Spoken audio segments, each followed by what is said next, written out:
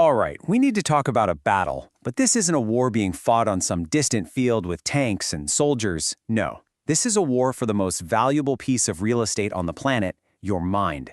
And today, we're going to give you the strategy to win it. So let me just start by asking you a question, and I want you to be really honest with yourself. When you pick up your phone, are you in command? Or does it kind of feel like the phone, the apps, the notifications, all of it is actually the one calling the shots? You know that feeling, right? Being pulled away from the thing you actually meant to do? That right there, that's the battleground. We're calling this the invisible war, and for good reason. The fight isn't for land, it's not for resources, it's a fight for your focus. And it is happening every single second of every single day. And make no mistake about it, this is not an accident. Every algorithm, every notification, every single infinite scroll feed has been expertly engineered with one goal in mind: to capture and hold on to your attention. Here's the part that you really have to get. This isn't some abstract thing happening out there to society. No, this is happening to you, personally. With every little choice you make about where to put your focus, you are standing on the front lines. So, how do you win? Well, before you can win any war, you have to understand the battlefield. And in this fight, the battlefield is your own brain chemistry. So let's pop the hood and see what's really going on. Okay, so this slide breaks it down perfectly. Think of it like two sides in this battle. On the left, you've got your digital junk food. You know what this is. The infinite scroll, the constant pings, the likes. These are all quick, easy, high dopamine hits. But on the right, you've got deep work fuel. This is the good stuff, like reading a book, solving a tough problem. It's a slower, more sustainable kind of satisfaction. And your brain, it's constantly choosing between the two. And this is maybe the most important thing you're going to hear today. If you find yourself always choosing the junk food, you're not lazy, you're not broken. This quote just nails it. Your brain is hardwired for one thing: efficiency. It will always go for the easiest path to that chemical reward. This is not a moral failing. It's a biological default. So what's really going on here is this concept of a dopamine baseline. Just think of it as your brain's normal, everyday level for feeling interested or engaged. The problem is, when we constantly snack on that digital junk food, that baseline gets jacked up way higher than it should be, and when your new normal is that high, well, something like reading a book or studying just can't compete. It feels boring. But here's the good news.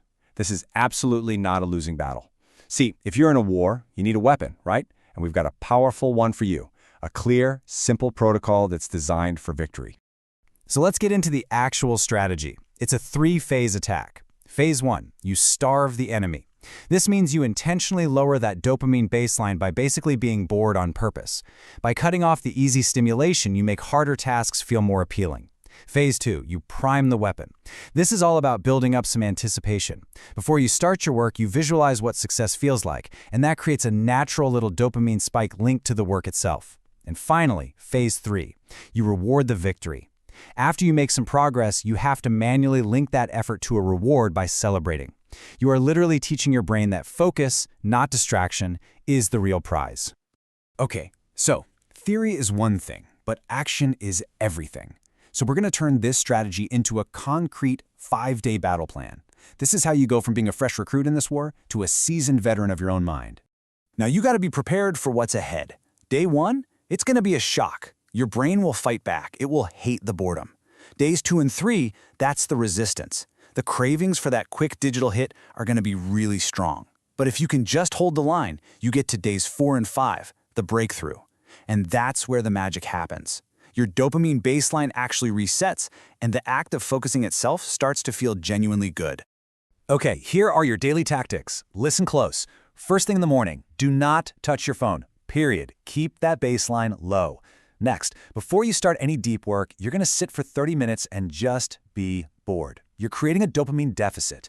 Then you work in focused 25-minute sprints. When you take a break, do not grab your phone. Stretch, walk, stare out the window. After every single block of work, you have to celebrate.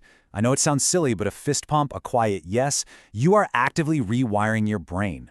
And finally, in the evening, you get to enjoy those high dopamine rewards, but you do it on purpose. You're the one in control. So once you finish this initial 5-day campaign, your mission actually changes. You're no longer just a soldier fighting a battle. You become the lifelong guardian of your mind. And that right there, that's the real prize. See, the ultimate goal here isn't just to be more productive. It's to win back the freedom to choose. It's about gaining the power to decide what is actually worth your limited, precious focus. So if you only take one single thing away from all this, let it be this idea. In the world we live in today, your attention isn't something you just find laying around. It's an asset.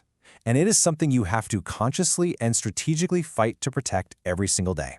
Which leaves us with one final question, and only you can answer it. After everything you've just heard, today, right now, who wins the war for your mind? You or them?